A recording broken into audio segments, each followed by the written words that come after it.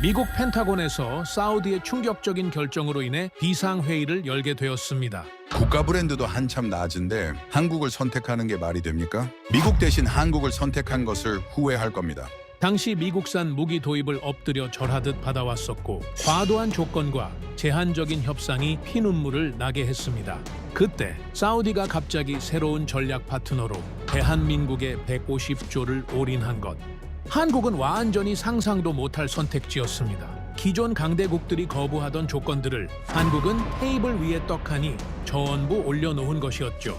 더 놀라운 점은 이 결정이 단순한 거래가 아니라는 것인데요. 사우디에 도입해왔던 미국 중심 질서는 한국으로 넘어가게 될 것이다. 한국의 데이터와 제안은 선택할 수밖에 없는 조건이었다. 그 한 장의 보고서와 제안은 도대체 무엇이었길래 미국까지 포기하게 만든 것이었을까요? 이야기를 시작하기 앞서 사연 속의 제작에 힘이 되는 구독과 좋아요 부탁드립니다. 한국을 응원하신다면 대한민국 화이팅! 이라고 아래 댓글로 남겨주세요. 저는 국제안보 및 방산시장 분석가 마이클 앤더슨이며 나토 자문연구원으로 12년을 일했고 중동 방산과 에너지 프로젝트를 15년 넘게 분석해왔습니다. 제 경력의 대부분은 유럽과 미국의 방산 기업들을 추적하고 분석하는 데 쏟아부었어요. 독일의 라인메탈, 프랑스의 탈레스, 미국의 록히드 마틴 같은 거대 기업들이 중동 시장을 어떻게 장악하는지, 그들의 무기 체계가 얼마나 우수한지를 보고서로 작성하는 것이 제 일이었습니다. 그리고 솔직히 말씀드리면 저는 한국이라는 나라를 그다지 주목하지 않았습니다. 한국은 제 머릿속에서 가성비 좋은 2등 국가 정도였어요. 독일제나 미국제를 살 예산이 부족할 때 고려하는 대안 정도로 생각했죠. 하지만 그 모든 인식이 완전히 무너진 날이 있었습니다. 러시아가 우크라이나를 침공했고 세계는 순식간에 혼란에 빠졌어요. 저는 두바이에서 열린 긴급 회의에 참석하고 있었습니다. 사우디아라비아와 UAE의 국방 조달 담당자들, 유럽 방산업체 대표들, 그리고 저 같은 분석가들이 한자리에 모였죠. 회의실 분위기는 심각했습니다. 중동 국가들은 이미 수년 전부터 유럽 방산업체들과 대규모 계약을 맺어놓고 있었어요. 탱크, 장갑차, 미사일 방어 시스템 등 수십억 달러 규모의 무기들이 순차적으로 납품될 예정이었습니다. 그런데 전쟁이 터지자 상황이 급변했어요. 독일 업체 담당자가 먼저 입을 열었습니다. 죄송하지만 당분간 납품이 어렵습니다. 프랑스 측도 마찬가지였습니다. 우크라이나 지원이 최우선입니다. 재고를 모두 돌려야 합니다. 회의실에 침묵이 흘렀습니다. 중동 바이어들의 표정이 굳어졌어요. 저는 그 순간의 공기를 또렷이 기억합니다. 유럽의 방산 시스템은 우크라이나 전쟁으로 인해 모든 생산 능력을 전쟁 지원에 쏟아붓고 있었습니다. 독일의 레오파르트 탱크 공장은 가동률 200%를 돌리고 있었지만 그마저도 우크라이나로 향하고 있었어요. 프랑스는 자국 군대 재무장에 모든 역량을 집중하고 있었습니다. 재고는 바닥났고 중동으로 보낼 무기는 사실상 없었던 거죠. 한 UAE 관계자가 떨리는 목소리로 물었습니다. 그럼 우리는 어떻게 합니까? 계약은 이미 체결됐는데요. 대답은 없었습니다. 회의가 끝난 후 저는 호텔 방으로 돌아와 보고서를 검토했어요. 그때 한 분석가가 제출한 자료 맨 아래에 낯선 문장이 적혀 있었습니다. 한국은 즉시 공급 가능. 한국? 저는 잠시 멈칫했습니다. 한국이라는 나라가 방산 시장에서 차지하는 비중은 그리 크지 않았어요. 물론 몇몇 무기 체계가 수출되고 있다는 건 알고 있었지만 유럽이나 미국의 주요 업체들과 비교하면 미미한 수준이었죠. 그런데 즉시 공급이 가능하다니. 저는 반신반의하며 한국 방산에 대한 자료를 찾기 시작했습니다. 그리고 그날 밤 저는 제가 얼마나 무지했는지 깨닫게 되었어요. 한국은 이미 준비돼 있었습니다. 유럽이 냉전 종식 후 방산 투자를 줄이고 평화를 즐길 때 한국은 단 하루도 긴장을 늦추지 않았던 거예요. 북한이라는 변수 때문이었죠. 한국은 70년 넘게 전쟁의 위협 속에서 살아왔고 그 시간 동안 무기를 만들고 비축해왔습니다. 그리고 러시아 우크라이나 전쟁이 터진 순간 유럽은 멈췄지만 한국은 움직일 수 있었던 겁니다. 저는 그 보고서를 읽으며 생각했습니다. 독일은 멈췄고 프랑스는 준비돼 있지 않았다. 하지만 보고서 맨 아래 낯선 나라 이름이 적혀 있었다. 한국. 솔직히 말해 그땐 기대하지 않았습니다. 하지만 그날 이후 제가 믿던 방산 질서는 산산이 부서졌습니다. 다음 날 아침 사우디 측 담당자로부터 연락이 왔어요. 한국 기업들과 접촉 중입니다. 앤더슨 씨도 분석에 참여해 주시겠습니까? 저는 흔쾌히 수락했습니다. 호기심이 생겼거든요. 이 나라가 정말로 유럽을 대체할 수 있을까? 성능은 어떨까? 가격은 정말 경쟁력이 있을까? 그리고 무엇보다 왜 지금까지 저는 한국을 주목하지 않았을까? 저는 그때 몰랐습니다. 이 질문들이 제 인생 전체의 관점을 바꿔놓을 거라는 사실을요. 한국이라는 나라는 단순히 가성비 좋은 무기를 만드는 나라가 아니었습니다. 이 나라는 생존을 위해 싸워왔고 그 싸움이 세계 최고 수준의 기술로 이어진 나라였어요. 저는 그 진실을 목격하게 될 참이었습니다. 그리고 그 진실 앞에서 저는 제 자신이 얼마나 오만했는지 깨닫게 될 것이었습니다. 회의실을 나서며 저는 창밖을 바라봤습니다. 두바이의 마천루들이 석양 아래 빛나고 있었어요. 중동은 언제나 강자의 편에 서는 곳이었습니다. 돈이 있는 곳, 힘이 있는 곳, 기술이 있는 곳으로 향했죠. 그런데 지금 그 방향이 바뀌고 있었습니다. 유럽이 아니라 한국으로. 저는 그 변화의 의미를 아직 완전히 이해하지 못했습니다. 하지만 곧 알게 될 것이었습니다. 이 변화가 단순한 시장의 흐름이 아니라 세계 질서의 균열이라는 사실을요. 한국과의 첫 미팅은 며칠 후 리야드에서 열렸습니다. 저는 사우디 국방부 건물 회의실에 앉아 한국 방산기업 대표단을 기다리고 있었어요. 솔직히 말하면 기대보다는 의구심이 컸습니다. 유럽 업체들과 일하면서 익숙해진 거만함과 형식주의가 한국 측에서도 나타나지 않을까 생각했거든요. 하지만 문이 열리고 그들이 들어왔을 때 분위기가 달랐습니다. 한국 대표단은 정확히 약속 시간에 도착했고 준비된 자료는 빈틈없었어요. 그들은 인사를 건넨 뒤 곧바로 본론으로 들어갔습니다. 저희가 제안 드릴 수 있는 무기 체계는 다음과 같습니다. 프레젠테이션이 시작됐어요. K2 흑표 전차, K9 자주포, 청웅 방공 시스템, 그리고 각종 장갑차와 미사일 체계들. 저는 자료를 넘기며 놀라움을 감추지 못했습니다. 성능 수치가 유럽제와 대등하거나 일부 항목에서는 오히려 앞서 있었거든요. 그런데 가격은 거의 절반 수준이었습니다. 이 가격이 정확합니까? 제가 물었습니다. 한국 측 담당자가 고개를 끄덕였습니다. 네, 정확합니다. 그리고 납기도 보장할 수 있습니다. 납기 보장. 이 단어가 그 순간 얼마나 중요했는지 아실 겁니다. 유럽 업체들은 납기를 지키지 못하고 있었고 중동은 안보 공백을 우려하고 있었으니까요. 저는 회의가 끝난 후 호텔로 돌아와 한국 방산의 역사를 본격적으로 파헤치기 시작했습니다. 그리고 놀라운 사실을 발견했어요. 한국의 무기는 시장이 아니라 전장에서 태어났습니다. 1970년대로 거슬러 올라갑니다. 당시 미국 닉슨 대통령은 주한미군 철수를 논의하고 있었어요. 한국은 버림받을 위기에 처했습니다. 북한은 여전히 위협이었고 미국은 더 이상 믿을 수 없었죠. 한국 정부는 자주 국방을 선언했습니다.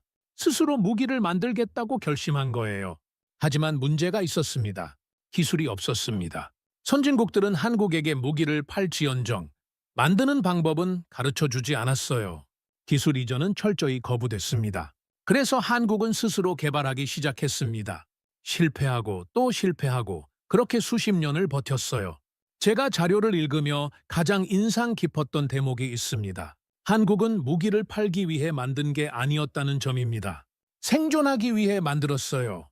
북한이라는 실존적 위협 앞에서 선택의 여지가 없었던 겁니다. 이 나라의 방사는 선택이 아니라 강요였습니다. 그리고 그 강요 속에서 기술이 축적됐고 경험이 쌓였습니다. 유럽은 냉전이 끝난 후 평화를 즐겼습니다. 방산 투자는 줄어들었고 생산 라인은 축소됐어요. 이제 전쟁은 끝났다는 낙관론이 지배했죠. 하지만 한국은 달랐습니다. 북한은 여전히 위협이었고 한국은 단 하루도 긴장을 늦추지 않았어요. 매년 무기를 만들고 비축하고 개선했습니다. 그리고 러시아 우크라이나 전쟁이 터졌을 때 그 차이가 드러났습니다. 유럽은 준비돼 있지 않았어요. 재고는 바닥났고 생산 능력은 한계에 달했습니다. 하지만 한국은 준비돼 있었습니다. 비축된 무기가 있었고 생산 라인은 가동 중이었으며 수출할 여력이 있었어요. 저는 보고서를 읽으며 깨달았습니다. 한국 무기는 전쟁 상인이 만든 게 아니라 생존자가 만든 무기였습니다. 이익을 위해서가 아니라 살아남기 위해 만들어진 거예요. 그리고 그 절박함이 세계 최고 수준의 기술로 이어진 겁니다.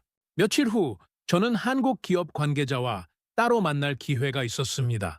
커피를 마시며 저는 물었습니다. 한국은 왜 이렇게 빨리 움직일 수 있습니까?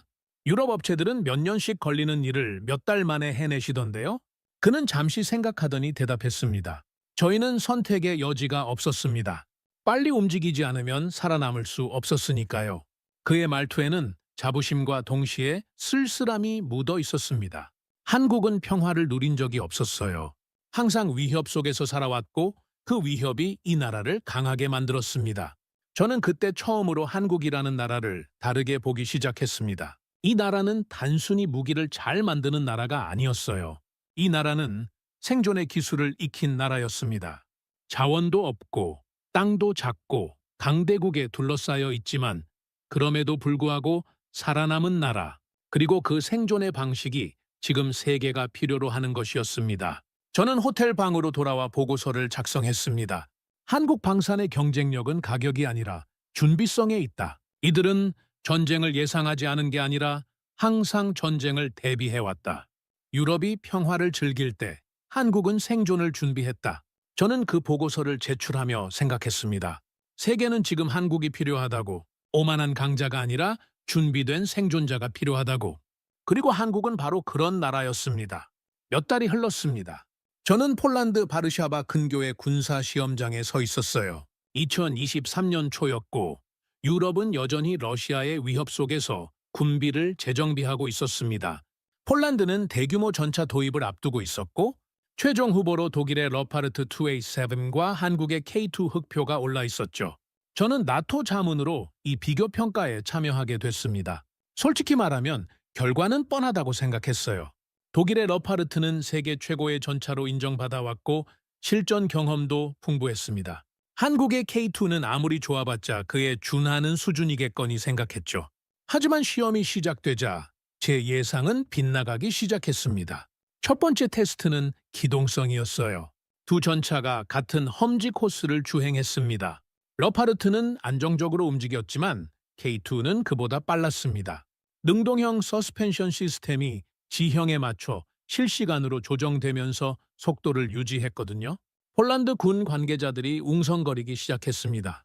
두 번째 테스트는 화력이었습니다. 레오파르트는 수동 장전 방식이라 분당 발사 속도가 제한적이었어요.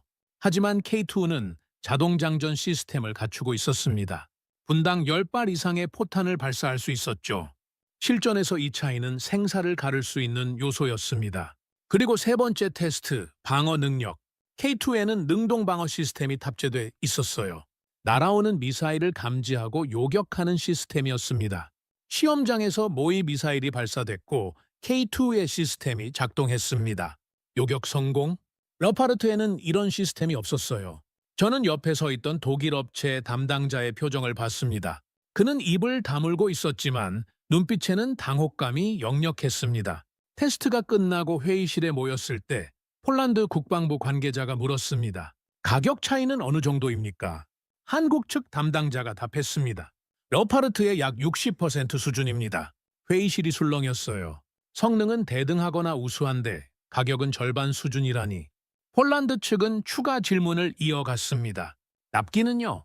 계약 후 18개월 이내 첫 배치 가능합니다. 독일 측은 최소 3년을 제시하고 있었습니다. 저는 그 순간 이것이 단순한 가성비가 아니라는 걸 깨달았어요.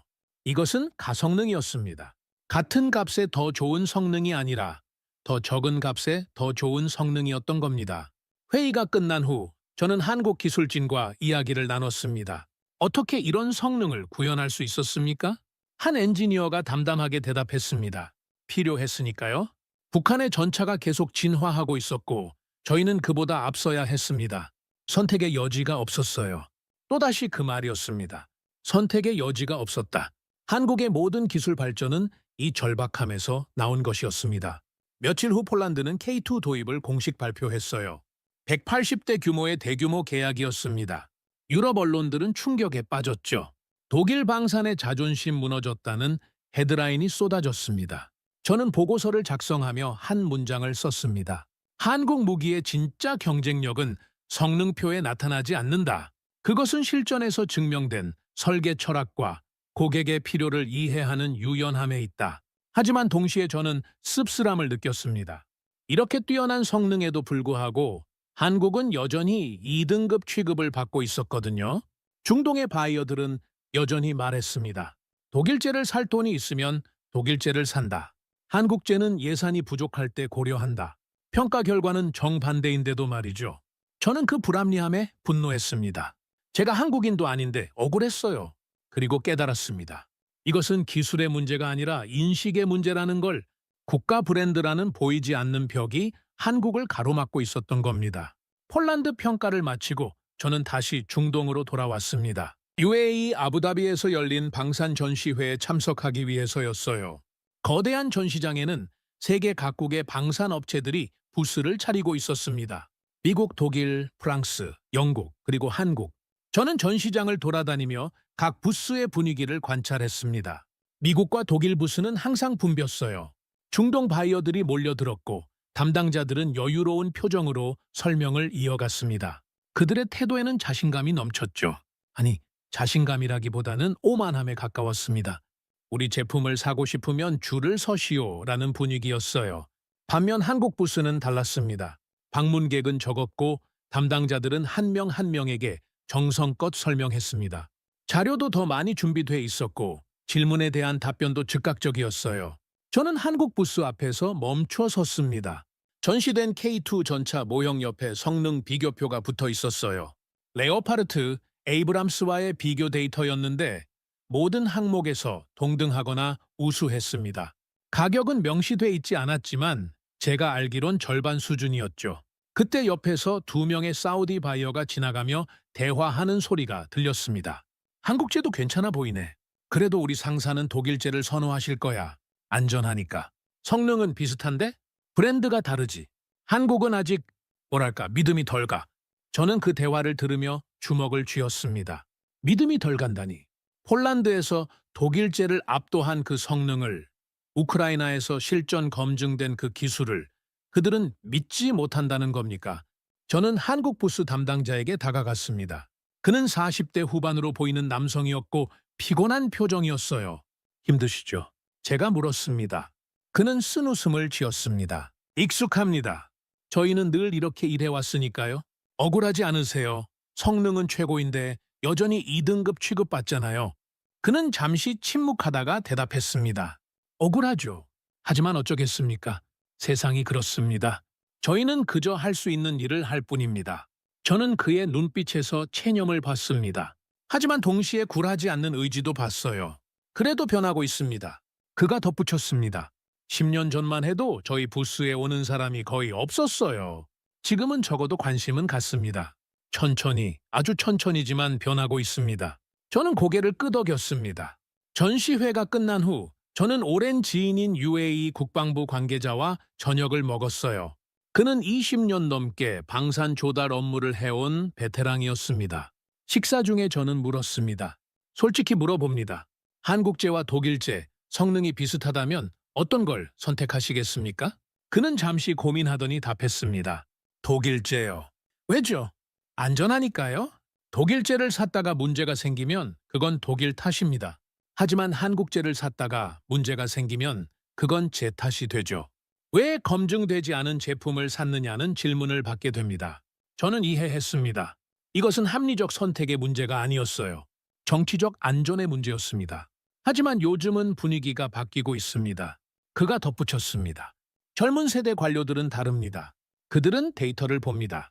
성능을, 가격을, 납기를 봅니다. 브랜드만 보지 않아요. 그럼 한국에게 기회가 있다는 말씀이신가요? 기회 정도가 아닙니다. 이미 변화는 시작됐어요. 폴란드가 K2를 선택한 게 우연이라고 생각하십니까? 아닙니다. 세계가 깨닫기 시작한 겁니다. 한국이 진짜라는 걸. 저는 호텔로 돌아와 생각에 잠겼습니다. 한국 기업인들이 얼마나 오랫동안 이 불합리함을 견뎌왔을까?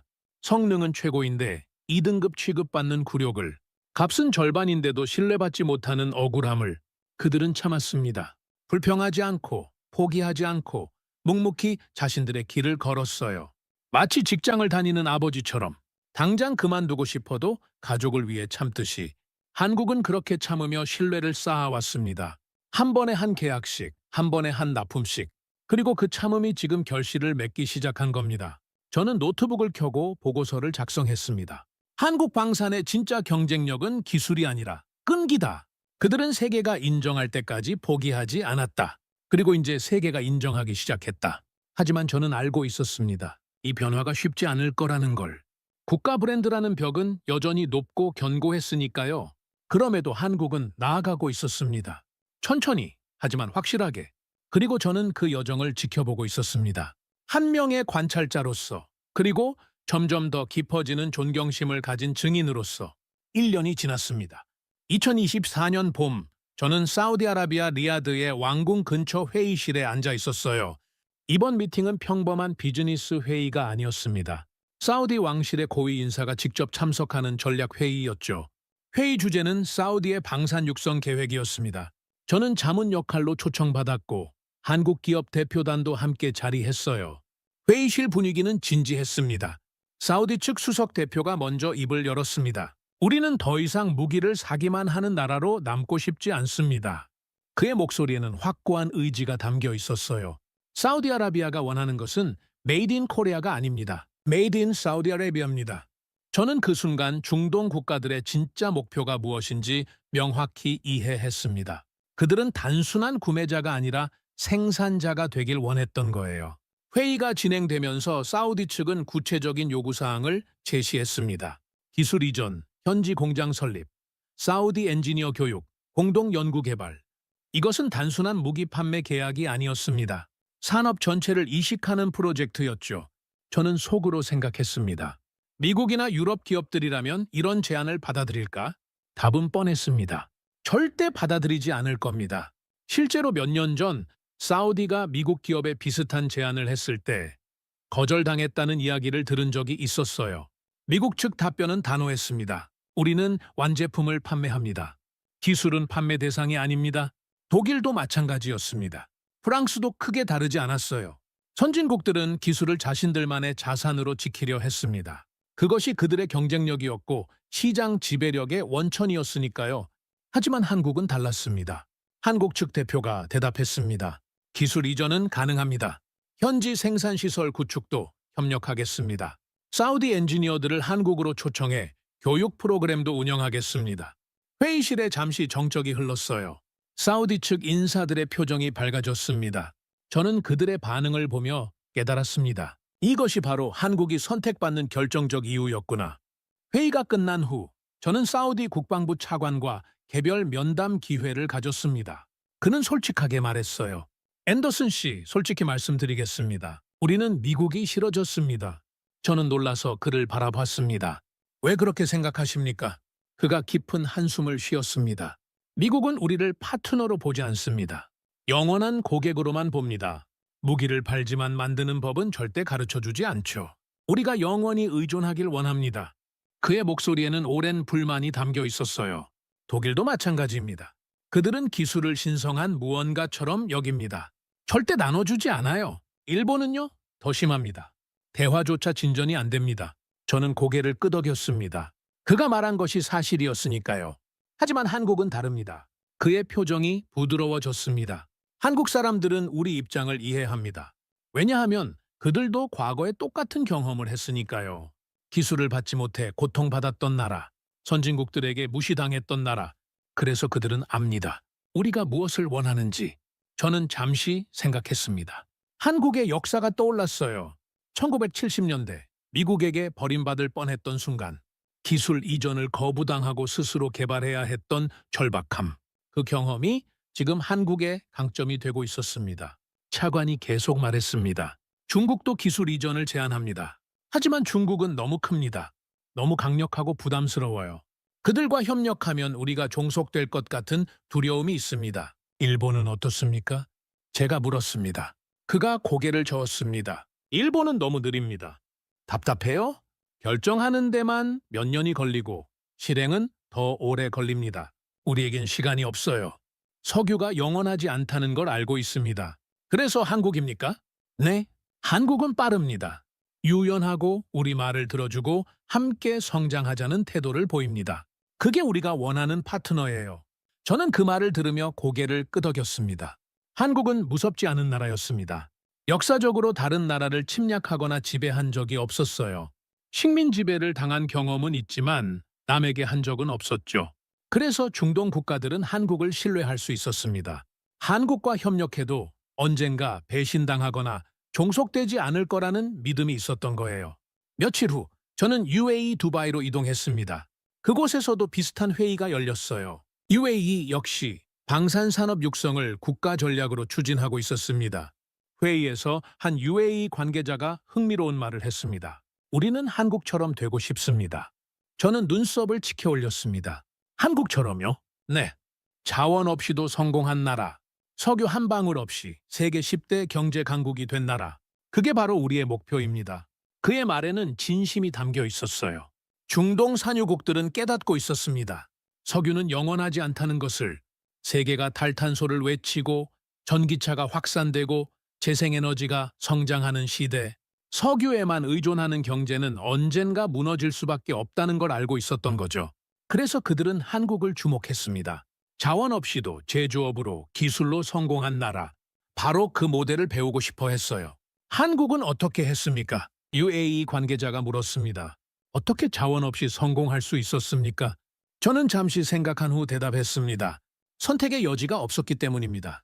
한국은 가난했고 전쟁의 폐허 위에 서 있었어요. 자원도 없고 자본도 없고 기술도 없었습니다. 하지만 포기하지 않았습니다.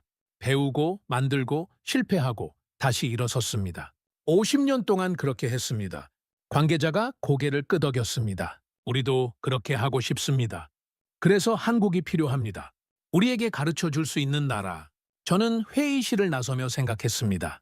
한국이 중동에서 선택받는 이유는 단순히 좋은 무기 때문이 아니었습니다. 한국이라는 나라 자체가 하나의 모델이었기 때문이에요. 불가능을 가능으로 만든 나라, 자원의 저주를 극복하고 기술로 승부한 나라, 그리고 그 과정에서 얻은 지혜를 나눌 줄 아는 나라. 중동은 바로 그런 한국을 원했던 겁니다. 하지만 저는 걱정이 됐습니다. 호텔방으로 돌아온 저는 노트북 앞에 앉아 생각에 잠겼어요. 한국이 중동에 기술을 이전하는 것, 그것이 과연 현명한 선택일까? 역사는 이미 답을 보여준 적이 있었습니다. 1990년대 후반, 프랑스는 한국에 TGV 기술을 이전해 줬습니다. 당시 한국은 고속철도 기술이 전무했고 프랑스의 도움이 절실했어요. 계약이 체결됐고 프랑스 기술진이 한국에 왔습니다. 하지만 프랑스는 핵심 기술을 숨겼습니다. 겉으로는 기술 이전이라 했지만 실제로는 조립 기술만 가르쳐 줬어요. 설계의 핵심, 제어 시스템의 원리, 소재 기술 같은 것들은 철저히 보호했습니다. 프랑스는 계산했던 거죠. 한국이 영원히 프랑스에 의존하게 만들려고. 하지만 한국은 포기하지 않았습니다. 프랑스가 가르쳐주지 않는 기술을 스스로 개발하기 시작했어요. 수많은 실패와 시행착오를 거쳤습니다. 연구진들은 밤을 새워가며 문제를 풀어냈고 정부는 막대한 예산을 쏟아부었습니다. 그리고 마침내 KTX 산천이 탄생했습니다. 순수 한국 기술로 만든 고속열차였어요. 성능은 프랑스 TGV와 대등했고 일부 기술은 오히려 앞섰습니다. 프랑스는 충격에 빠졌습니다. 자신들이 키운 호랑이가 이제 경쟁자가 된 겁니다. 한국은 이제 프랑스 없이도 고속철도를 만들 수 있었고 심지어 해외에 수출까지 하기 시작했어요. 프랑스 입장에서는 배신감마저 느꼈을 겁니다. 우리가 도와줬더니 이제 경쟁자가 되다니. 하지만 그건 프랑스의 오만이었습니다. 진짜 기술 이전을 했다면 한국은 파트너로 남았을 거예요. 하지만 핵심을 숨겼기에 한국은 스스로의 길을 갈 수밖에 없었던 겁니다. 저는 이 사례를 떠올리며 걱정했습니다. 중동도 똑같이 할 수 있지 않을까? 한국으로부터 기술을 받아 배우고 발전시켜서 결국 한국의 경쟁자가 되는 것. 사우디와 UAE는 자본이 넘쳤습니다. 최고의 인재들을 전 세계에서 스카우트할 수 있었어요. MIT, 스탠퍼드, 옥스퍼드 출신 엔지니어들이 중동으로 모여들고 있었습니다. 그들에게 한국의 기술까지 더해진다면 충분히 독자적인 방산 강국이 될 수 있었습니다. 저는 한국 기업 관계자와 만났습니다. 그는 50대 중반의 베테랑 엔지니어였어요. 커피를 마시며 저는 조심스럽게 물었습니다. 걱정되지 않으십니까? 기술을 이전해 줬다가 나중에 경쟁자가 될 수도 있는데요. 그는 쓴웃음을 지었습니다. 걱정되죠. 당연히 걱정됩니다. 그런데도 하십니까? 선택의 여지가 없어요. 또다시 그 말이었습니다. 그가 설명을 이어갔습니다. 한국은 내수 시장이 작습니다. 우리나라 인구로는 방산 산업을 지탱할 수 없어요. 수출하지 않으면 기업이 살아남을 수 없습니다. 저는 고개를 끄덕였습니다.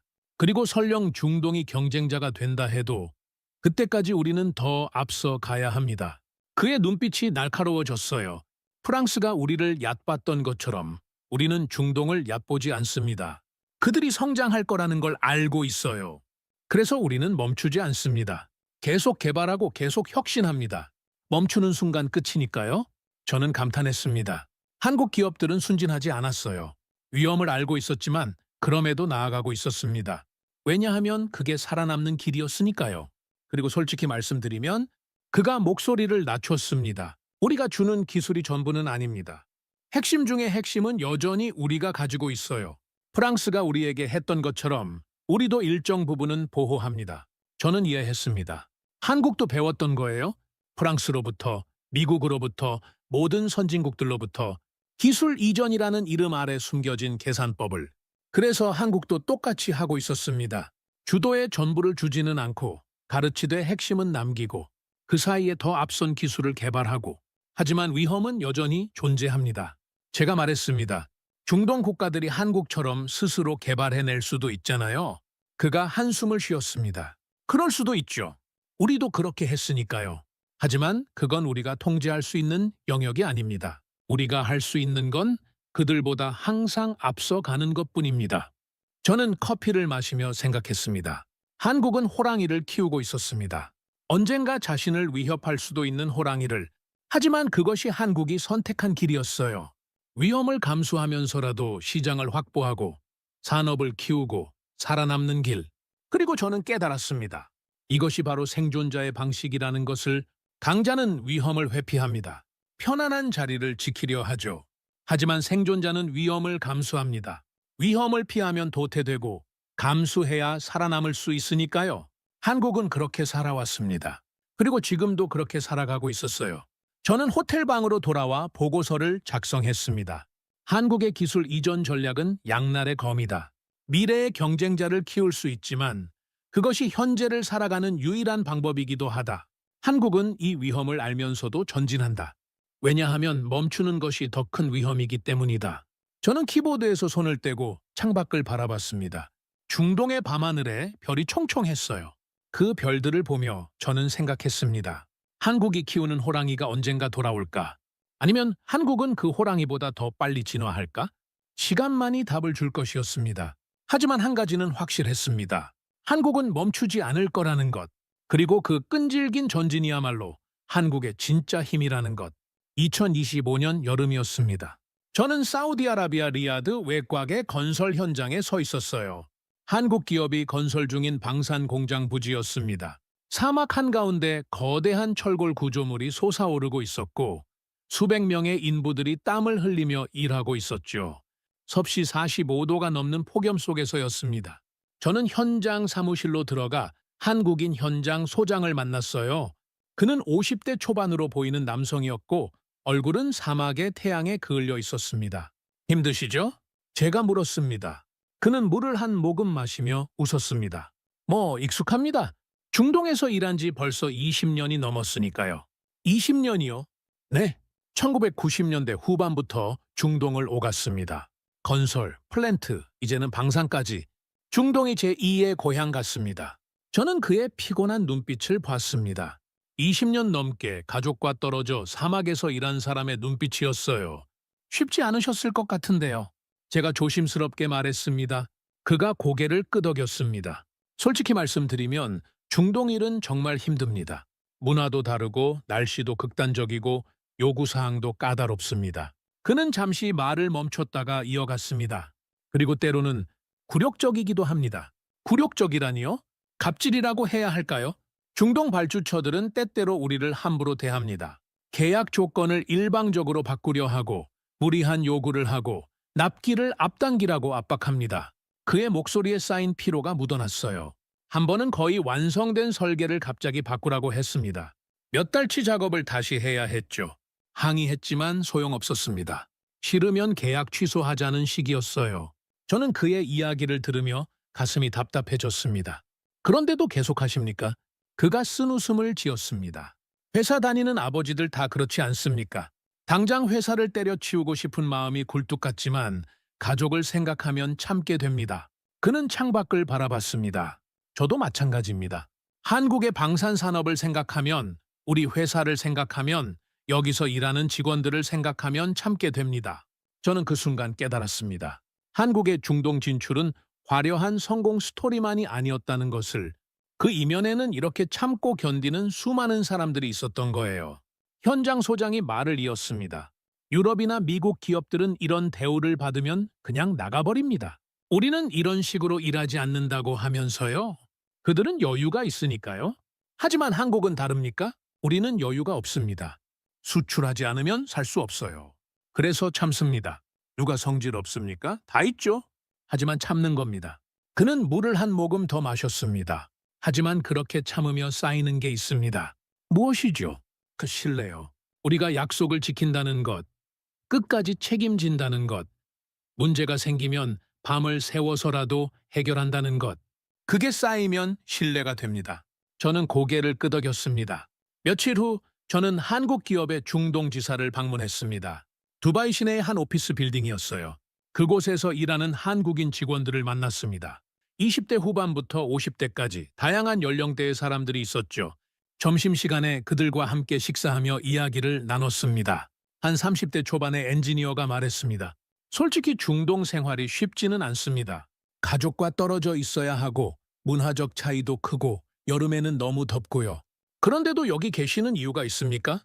제가 물었습니다. 한국에서는 제 기술이 필요한 곳이 많지 않습니다. 하지만 여기서는 필요로 합니다. 그리고 솔직히 보람도 있어요. 우리가 만든 제품이 실제로 사용되는 걸 보면 뿌듯합니다. 다른 직원이 거들었습니다. 그리고 우리는 한국을 대표한다는 자부심이 있습니다. 여기서 우리가 어떻게 하느냐에 따라 한국의 이미지가 결정되니까요. 저는 그들의 눈빛에서 무언가를 봤습니다. 피로와 외로움도 있었지만 동시에 사명감과 자부심도 있었어요. 저녁에 저는 한 한국 기업의 중동 총괄이사와 만났습니다. 그는 60대 초반으로 30년 넘게 해외 사업을 해온 베테랑이었어요. 고급 레스토랑에서 식사를 하며 저는 물었습니다. 중동 바이어들은 한국을 어떻게 보고 있습니까? 그가 잠시 생각하더니 대답했습니다. 변하고 있습니다. 10년 전만 해도 우리는 완전히 무시당했어요. 미팅 약속을 잡아도 기다리게 하고 계약 조건은 일방적이고 대우도 좋지 않았습니다.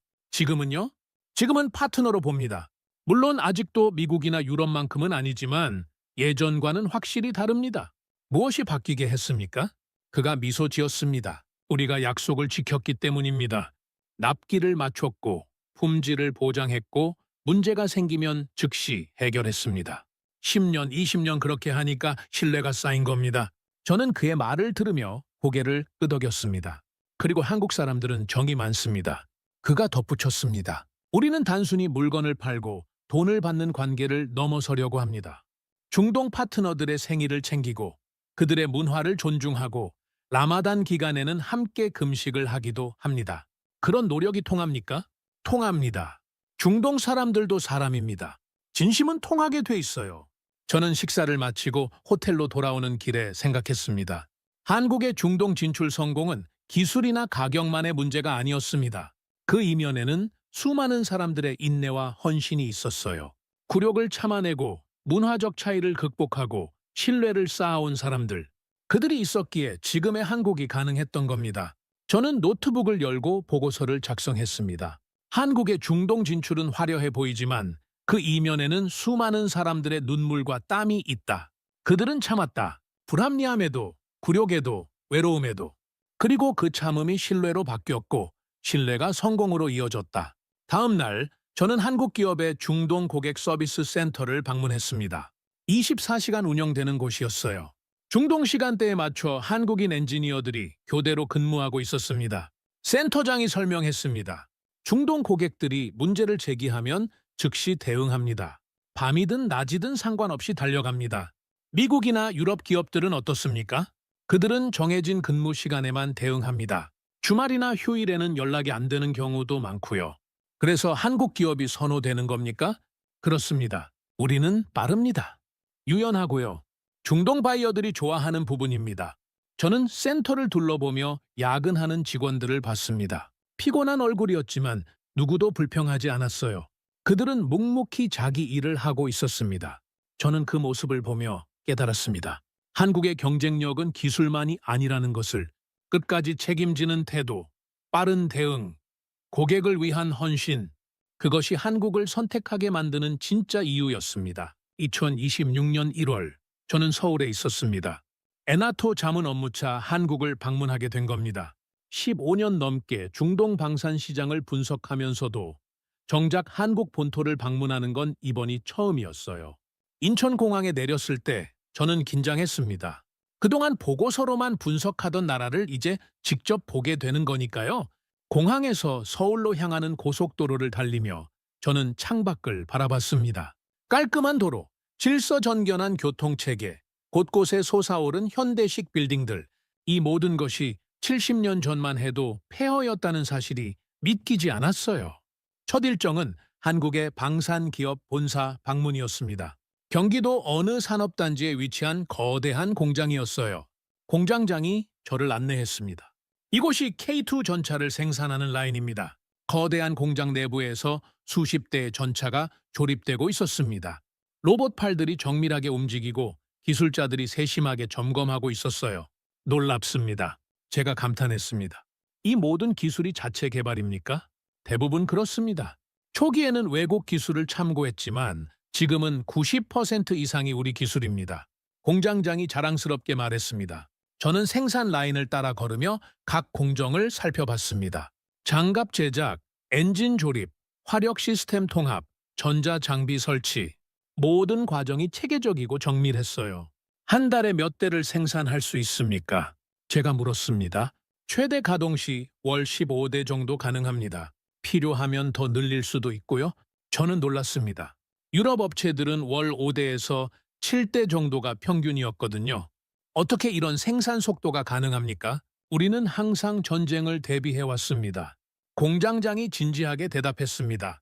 북한의 위협은 언제나 현실입니다. 그래서 우리는 빠르게 생산할 수 있는 체계를 갖춰야 했어요. 여유를 부릴 수 없었습니다. 또다시 그 말이었습니다.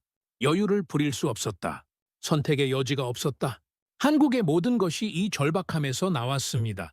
다음 날 저는 한국 국방부 관계자들과 회의를 가졌습니다. 서울 용산의 한 회의실에서였어요. 회의 주제는 한국의 방산 수출 전략이었습니다. 한 국방부 관계자가 프레젠테이션을 시작했습니다. 한국 방산의 목표는 단순한 수출이 아닙니다. 우리는 파트너십을 구축하고 있습니다. 화면에 세계 지도가 나타났어요. 중동, 유럽, 아시아, 남미 곳곳에 한국 방산의 협력 지점들이 표시돼 있었습니다. 우리는 각 지역의 필요에 맞춰 맞춤형 솔루션을 제공합니다. 단순히 무기를 파는 게 아니라 함께 성장하는 파트너가 되려고 합니다. 저는 화면을 보며 생각했습니다. 이것이 한국의 전략이구나. 강자처럼 군림하는 게 아니라 파트너로서 함께 가는 것. 회의가 끝난 후 한 국방부 관계자와 개별 면담을 가졌습니다.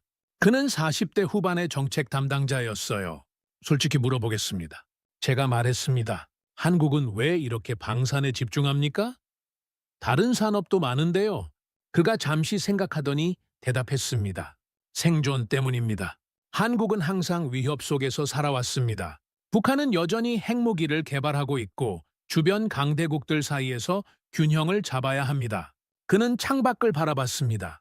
그리고 세계 질서가 변하고 있습니다.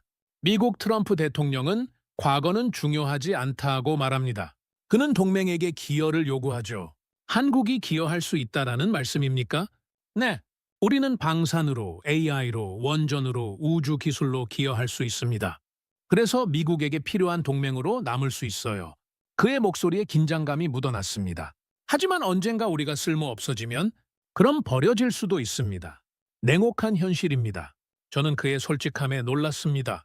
그래서 우리는 멈출 수 없습니다.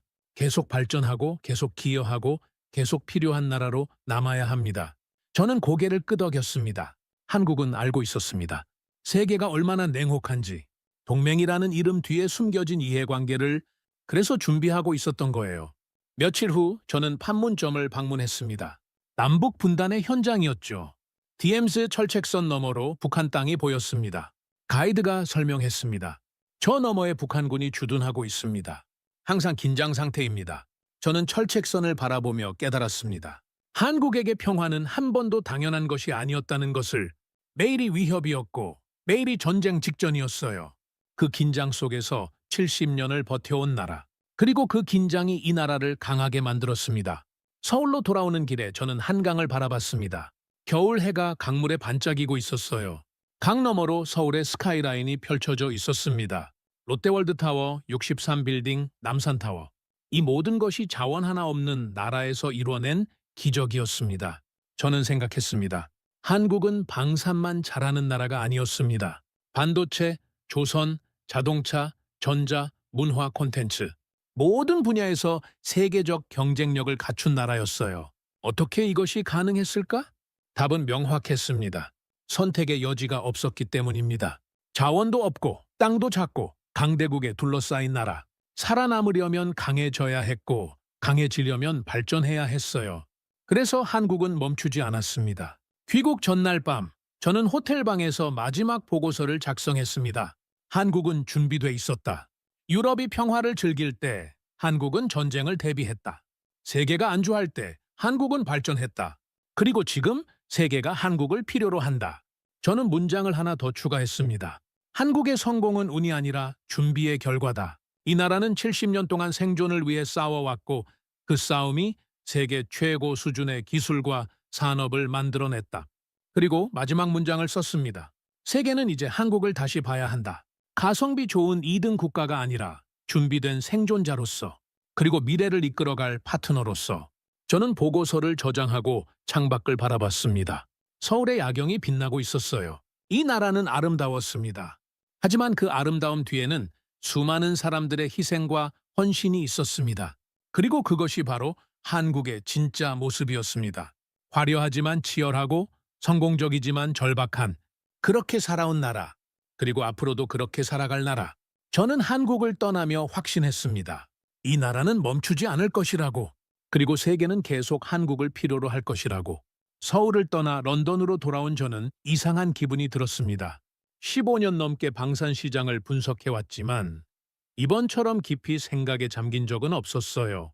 한국이라는 나라가 제 안에서 계속 맴돌았습니다. 런던 사무실로 복귀한 첫날, 저는 나토 본부에서 온 긴급회의 요청을 받았습니다. 브뤼셀로 가는 유로스타를 타고 가며 저는 회의 자료를 검토했어요. 주제는 유럽 방산 산업의 재건이었습니다. 러시아 우크라이나 전쟁 이후 유럽의 방산 능력이 얼마나 취약한지 드러났고 이를 복구하기 위한 전략 회의였죠. 회의실에는 각국의 방산 전문가들이 모여 있었습니다. 독일, 프랑스, 영국, 이탈리아 대표들이었어요. 회의가 시작되자 독일 대표가 먼저 발언했습니다. 우리는 생산 능력을 2배로 늘려야 합니다. 하지만 최소 5년은 걸릴 것입니다. 프랑스 대표가 거들었습니다. 인력도 문제입니다. 숙련된 기술자들이 부족합니다. 저는 손을 들었습니다. 질문 하나 하겠습니다. 우리가 5년 동안 재건하는 동안 한국은 어디까지 갈까요? 회의실이 조용해졌어요. 한국은 지금 폴란드에 수백 대의 전차를 납품하고 있습니다. 중동 국가들과는 수십억 달러 규모의 계약을 체결했고요. 그들은 멈추지 않습니다. 독일 대표가 불편한 표정으로 말했습니다. 하지만 한국은 여전히 우리만큼의 기술력은 없습니다. 저는 고개를 저었습니다. 그렇지 않습니다. 제가 직접 폴란드 테스트 현장에서 봤습니다. K2 전차는 레오파르트 2A7과 대등하거나 일부 영역에서 우수합니다. 회의실이 술렁였습니다. 게다가 가격은 절반이고 납기는 절반입니다. 우리가 5년을 준비하는 동안 한국은 이미 세계 시장을 장악할 겁니다. 영국 대표가 물었습니다. 그럼 어떻게 해야 합니까? 저는 잠시 침묵했습니다. 사실 답은 없었어요. 유럽은 이미 늦었습니다. 평화를 즐기며 방산 투자를 줄인 대가를 치르고 있었던 거죠. 회의가 끝난 후 저는 프랑스 대표와 커피를 마셨습니다. 그는 60대의 베테랑 분석가였어요. 솔직히 말하면 그가 한숨을 쉬었습니다. 우리는 한국을 얕봤습니다. 1990년대에 TGV 기술을 이전해 줄 때만 해도 그들이 영원히 우리에게 의존할 거라 생각했죠. 하지만 그들은 독립했습니다. 제가 말했습니다. 그렇습니다. 우리가 핵심 기술을 숨겼는데도 그들은 스스로 만들어냈어요. 지금 KTX는 TGV와 대등합니다. 어떤 면에서는 더 낫고요. 그가 쓴웃음을 지었습니다. 우리는 호랑이를 키웠습니다. 그리고 이제 그 호랑이가 우리를 위협하고 있어요. 저는 그의 말을 들으며 생각했습니다. 중동도 똑같이 하려는 게 아닐까. 한국으로부터 기술을 받아 배우고 발전시켜서 결국 독립하는 것. 하지만 한국은 알면서도 그 길을 가고 있었습니다. 왜일까? 며칠 후 저는 미국 국방부 관계자와 화상회의를 했습니다. 그는 워싱턴에서 동아시아 안보를 담당하는 고위 관료였어요. 한국의 방산 수출이 미국의 이익에 부합한다고 보십니까? 그가 직설적으로 물었습니다. 저는 잠시 고민했습니다. 단기적으로는 그렇습니다. 한국이 유럽과 중동에 무기를 공급함으로써 미국의 동맹국들이 러시아와 중국에 대항할 수 있습니다. 장기적으로는요? 문제가 될 수 있습니다. 한국이 너무 강해지면 미국에 덜 의존하게 될 겁니다. 그가 고개를 끄덕였습니다. 그게 바로 우리가 걱정하는 부분입니다. 저는 그의 표정을 살폈습니다. 하지만 한국을 억제할 수는 없습니다. 제가 말했습니다. 한국은 이미 자립 능력을 갖췄어요. 기술도 있고 생산 능력도 있고 시장도 확보했습니다. 미국이 압박하면 그들은 다른 길을 찾을 겁니다. 다른 길이라니요? 중동과의 관계를 더욱 강화하거나 유럽과의 독자적인 협력을 확대하거나 어쩌면 미국 없이도 살아남을 준비를 할 겁니다. 그가 침묵했습니다. 저는 계속 말했습니다. 한국은 이미 한 번 버림받을 뻔했습니다. 1970년대 미국이 주한미군 철수를 논의했을 때 그때 한국은 배웠어요. 동맹도 믿을 수 없다는 것을. 그래서 스스로 강해졌습니다. 그래서 우리가 어떻게 해야 합니까? 그가 물었습니다. 저는 솔직하게 대답했습니다. 한국을 진짜 파트너로 대해야 합니다. 일방적인 요구가 아니라 상호 존중하는 관계로요. 그렇지 않으면 한국은 떠날 겁니다. 회의가 끝난 후 저는 생각에 잠겼습니다. 세계 질서가 변하고 있었습니다. 미국 중심의 일방적인 체제는 더 이상 작동하지 않았어요. 동맹국들도 이제는 자신의 목소리를 내기 시작했고 한국은 그 선두에 있었습니다. 다음 주 저는 다시 중동으로 날아갔습니다. 사우디아라비아에서 열리는 방산 전시회에 참석하기 위해서였어요. 전시회장에 들어서자 놀라운 광경이 펼쳐졌습니다. 한국 부스가 가장 크고 화려했어요. 2년 전만 해도 구석에 작은 부스를 차렸던 한국이 이제는 중앙홀을 차지하고 있었습니다. 미국과 유럽 부스보다 더 많은 사람들이 몰려 있었어요. 저는 한국 부스로 걸어갔습니다. 그곳에서 예전에 만났던 한국 기업 담당자를 다시 만났습니다. 앤더슨 박사님, 오랜만입니다. 그가 반갑게 인사했습니다. 많이 달라졌네요. 제가 부스를 둘러보며 말했습니다. 네, 2년 전과는 확실히 다릅니다. 이제는 바이어들이 먼저 찾아옵니다. 기분이 어떠십니까? 그가 잠시 생각하더니 대답했습니다. 감개무량합니다. 20년 넘게 무시당하고 2등 취급받고 그렇게 살아왔는데 이제는 인정받는 것 같아요. 그의 눈가가 촉촉해졌습니다. 하지만 여전히 갈 길이 멉니다. 우리는 만족하지 않습니다. 계속 나아가야 해요. 저는 그의 손을 잡았습니다. 당신들은 충분히 해냈습니다. 자랑스러워 하셔도 됩니다. 그날 저녁, 저는 사우디 왕실 고위 인사와 만찬을 가졌습니다. 그는 사우디의 방산 육성 프로젝트를 총괄하는 사람이었어요. 한국과의 협력은 어떻게 진행되고 있습니까? 제가 물었습니다. 완벽합니다. 그들은 약속을 지킵니다. 납기도 맞추고 기술 이전도 성실하게 진행하고 있어요. 그가 만족스러운 표정으로 말했습니다.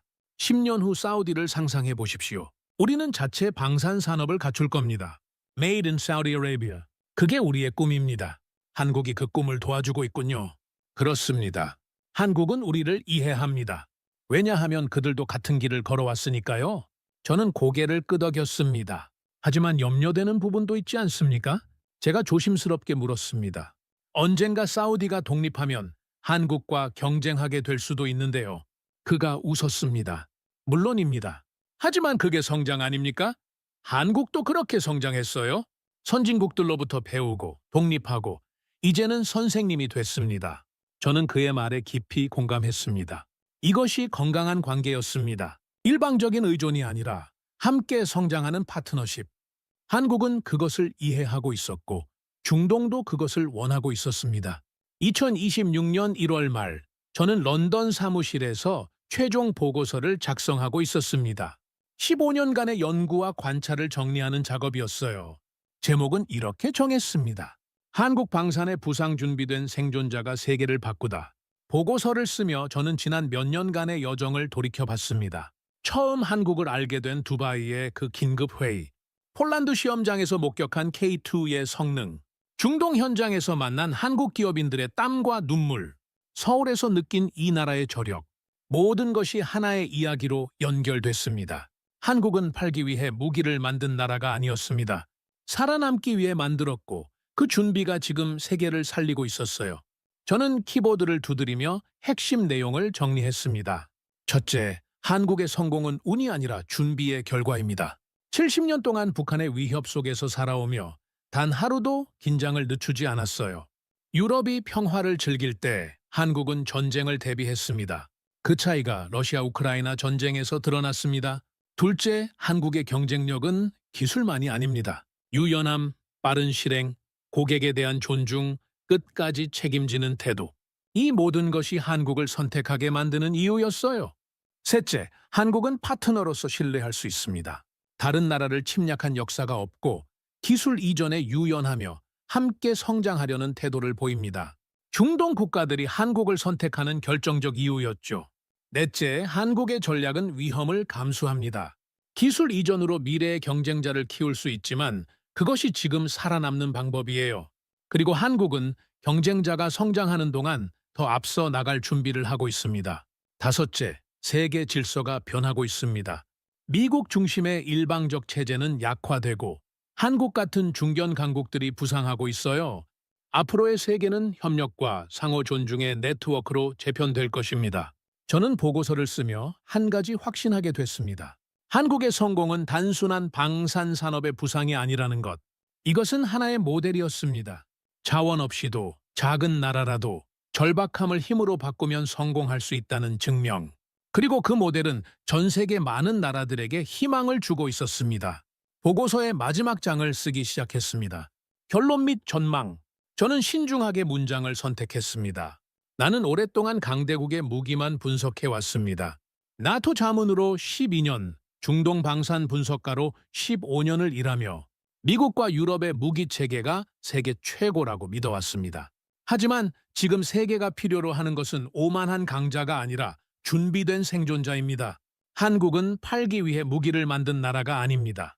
살아남기 위해 만들었고 그 준비가 지금 세계를 살리고 있습니다. 저는 잠시 손을 멈추고 창밖을 바라봤습니다. 런던의 겨울 하늘이 잿빛으로 물들어 있었어요. 하지만 제 마음속에는 희망이 있었습니다. 한국이 보여준 가능성, 작은 나라도 자원이 없어도 절박함을 힘으로 바꾸면 세계를 바꿀 수 있다는 증명. 저는 다시 키보드를 두드렸습니다. 한국의 미래는 밝습니다. 하지만 그 밝은 미래는 저절로 오지 않을 것입니다. 한국은 계속 달려야 합니다. 멈추는 순간 추월당할 테니까요.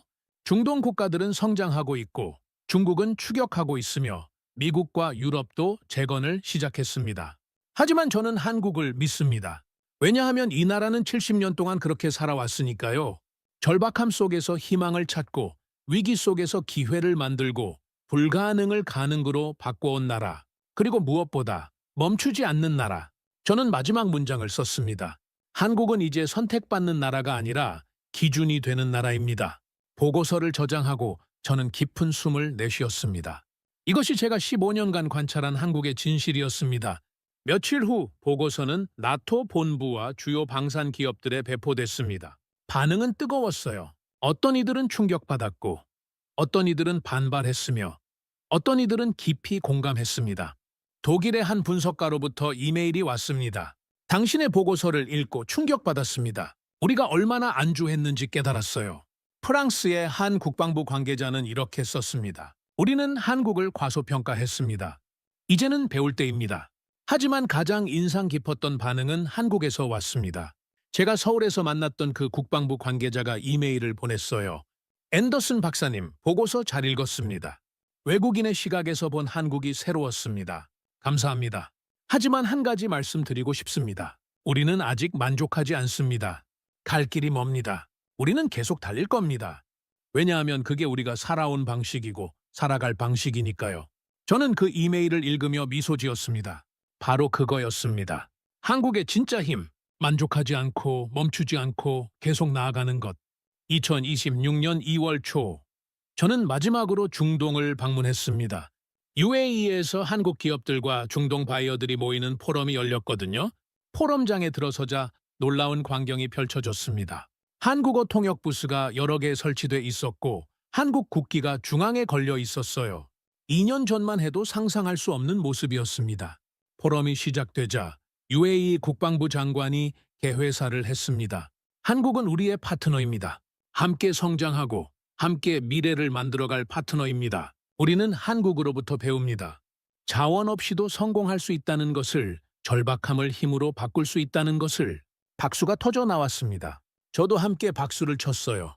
그리고 깨달았습니다. 이것이 바로 한국이 세계에 주는 선물이라는 것을. 기술이나 무기가 아니라 희망과 가능성, 작은 나라도 할 수 있다는 증명. 포럼이 끝난 후 저는 호텔 방으로 돌아와 노트북을 열었습니다. 개인 블로그의 마지막 글을 쓰기로 했어요. 제목은 한국에게 배운 것들이었습니다. 나는 한국이라는 나라를 처음 알게 된 지 4년이 됐다. 그 4년 동안 나는 이 나라로부터 많은 것을 배웠다. 첫째, 준비의 힘. 유럽이 놀 때 준비한 나라가 위기에서 승리한다. 둘째, 끈기의 힘. 20년, 30년을 참고 견디면 결국 인정받는다. 셋째, 겸손의 힘. 강해져도 파트너를 존중하는 나라가 진짜 강한 나라다. 넷째, 위기를 기회로 바꾸는 힘. 절박함은 약점이 아니라 강점이 될 수 있다. 다섯째, 멈추지 않는 힘. 만족하지 않고 계속 나아가는 나라가 미래를 만든다. 저는 마지막 문단을 썼습니다.